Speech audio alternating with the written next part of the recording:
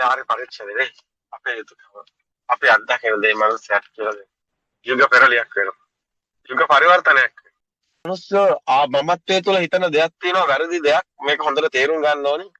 කවදාවත් ඔබට බෑ ආදරයක්වත් එක්කෙනෙක් කෙරේ ඔබට දැනෙන දේ කම්පනයක් විතරයි. අපි කියන්නේ මෙතන කම්පනයක් විතරයි වෙන්නේ. ඒක කවදාවත් තව කෙනෙකුට හම්බ වෙන්නේ නැහැ. මේක හොඳට මතක තියාගන්න. බුදුන් වහන්සේ විසාකාවත් එක්ක කටයුතු කරනකොට විසාකාවත් එක්ක බුදුන් වහන්සේගේ තියෙන ඒ කතාව ඒක විසාකාවත් එක්ක විතරයි. අපි તો බුදුන් වහන්සේ සාරිපුත්ත හිමියන්ත් එක්ක කටයුතු කරනකොට නේද? ඒ සාරිපුත්ත හිමියන් දෙන්නෙක් නැහැ කොහෙවත් තාම කවුරුත් නැහැ. සාරිපුත්ත හිමියන්ට ඒ විදිහට තමයි බුදුන් වහන්සේ මේකට කටයුතු කරන්නේ. ඒ වගේම අඟුලිමාල දෙන්නෙක් ඇත්තෙත් නැහැ. මොග්ගල්ලාන ඒ කියන්නේ මොග්ගලන් ආමුදුරු දෙන්නෙක් ඇත්තෙත් නැහැ. අනේ පිටසට තෝරා දෙන්නෙක් ඇත්තෙත් නැහැ. එතකොට මේ හැමතැනම එක කම්පනයක් විතරයි නෙත්තේ. ඒවනේ. ඒක කම්පන ස්වභාව වෙනසක් තියෙනවා නේද? කෙනාගේ. ඒ ස්වභාව වෙනසක් තියෙනවා. ඒතකොට කවදාවත් ඔය මිනිස්සු තේරුම් ගන්න ඕනේ දෙයක් තියෙනවා. ඔය මිනිස්සු ගණදෙනු කරනකොට හිතනවා මෙයාගේ එක තමයි මෙයාට බෙදුවේ. දැන් ආදර කතාවකදී හිතනවා මේ ආදරේ මේ හන්ද ඒක දැන් නැතුණා දැන් ඒ හන්ද තමයි මේ ඒක මට නැති වෙනවා අරයට යනවා කිය. එහෙම එකක් කවදාවත් වෙන්නේ නැහැ. කවදාවත් කෙනෙකුට තියෙන ආදරයක් තව කෙනෙකුට හම්බ වෙන්නේ නැහැ. කවදාවත් ගන්නත් බෑ හම්බ වෙන්නෙත් නැහැ. ඒක යාට විතරයි. මේක අර ඒකයි කිව්වේ මේ මිනිස්සෙන්ට වරදින තැන් ගොඩක් තියෙනවා. ආදර කතාවලදීත් මේක මෙහෙමයි. හැබැයි ඕක අනිත් පැති වලදීත් එහෙමයි. හැමතැනම ඕමයි. හැමතැනම එහෙමයි. කම්පනයක් විතරයි තියෙන්නේ.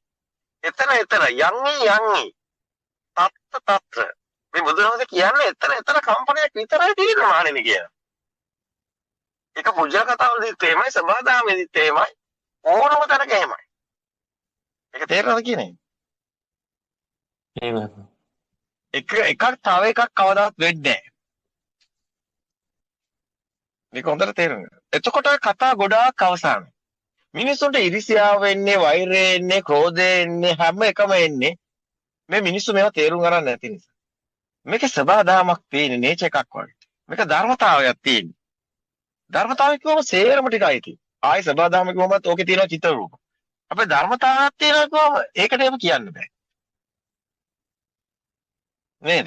අර කිරි වලින් ගිතෙල් හදනකොට ගිතෙල් කිරි කරන්න බෑ කියනකොට ධර්මතාවයක් කියන්නේ. මේ සිස්ටම් එක, ප්‍රොසෙස් එක. මේ ආකාරයට කම්පණය වුණොත් අන්න ගිරි බෝල් එක මෙහෙම කරකැවුවොත් වන්න වලල්ලක් බෑවෙනවා. ඕක කියලා නේ සිස්ටම් එක නේ.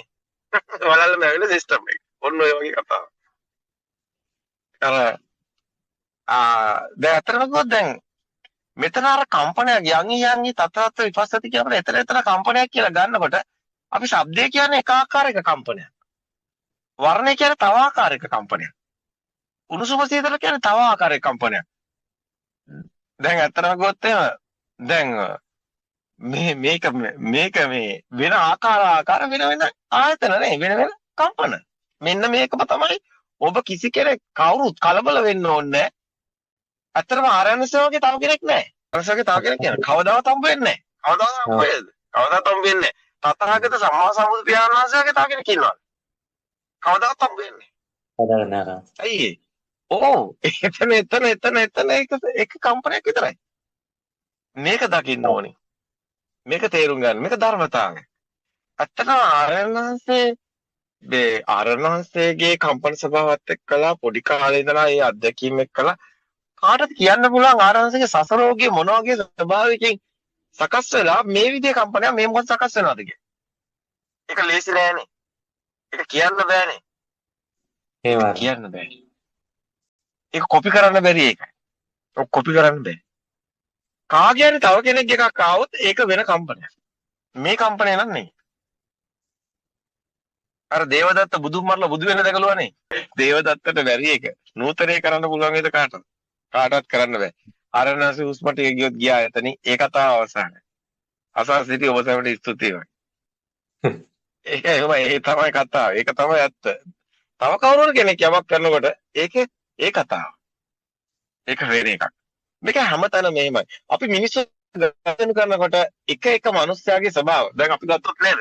උපාලිත් එක්ක ආරංශය කතා කරනකොට උපාලිගේ ස්වභාවයත් එක්ක යන්නේ.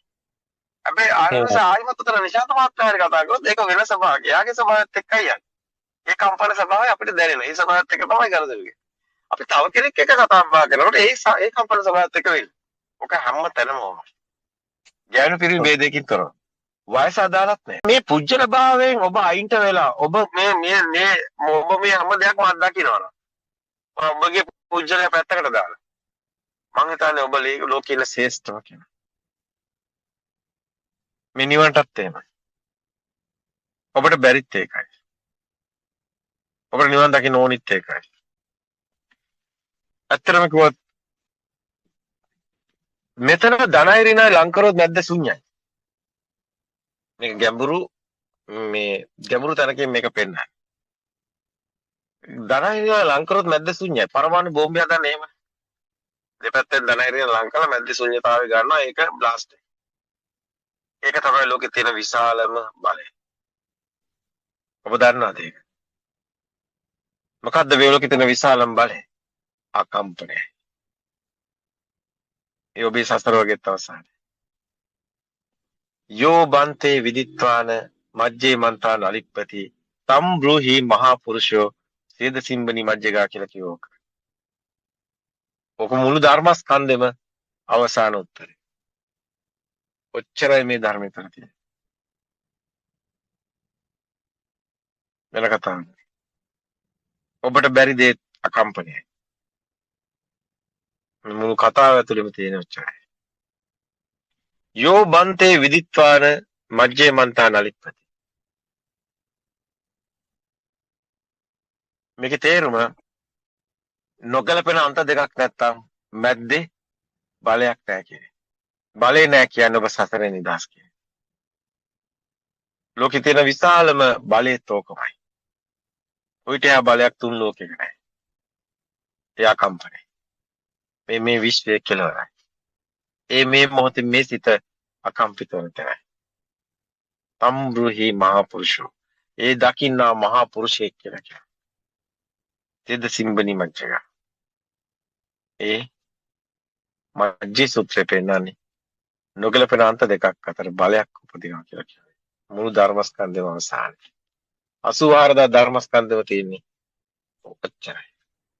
දැන් අපි මේ සූත්‍ර ටික අරගෙන තියෙනවා මේ ඉස්සරහට අපේ අතර මෙතනදී එහෙම දෙයක් කියන්න ඕනේ. මේ කතාව ටිකක් ගැඹුරුයි. මේ මිනිස් සංහතියම ආරයන්වහන්සේගේ හඬට අවදි වෙන්නේ අකම්පනයක් නිසායි. අර සංනිවේදනය කරන්නේ හඬක් නෙමෙයි. ඒක හඬක් වගේ පෙවුනට ඒක ඔබට හඬක් වගේ ඇහුනට ඒක ඇතුලේ මුසු වෙලා තියෙන්නේ අකම්පනය. ඒකේ යන්තම් හරි කෙනෙක් හිතනකොට එයාට දැනෙනවා ඒ කතාව. එයා හිතනව නෙමෙයි. එයාට දැනෙනවා. ඒකෙන් එයාට විශාල ප්‍රාණයක් එනවා. ඒ අකම්පිත බලය. මිනිස් හදවත වෙනසෙන ඒ අකම්පිත බලය. ඒ බුද්ධෝත්පාද දේශනා තුළ රවුපිරව දෙනවා. හොඳයි තවත් ගෞතම බුදු සාසනයේ වසර 2500ක් පවතින මේ ආරණ්‍යසේ දායාද කරන මේ දැනුම නෙමෙයි ඔබ මේ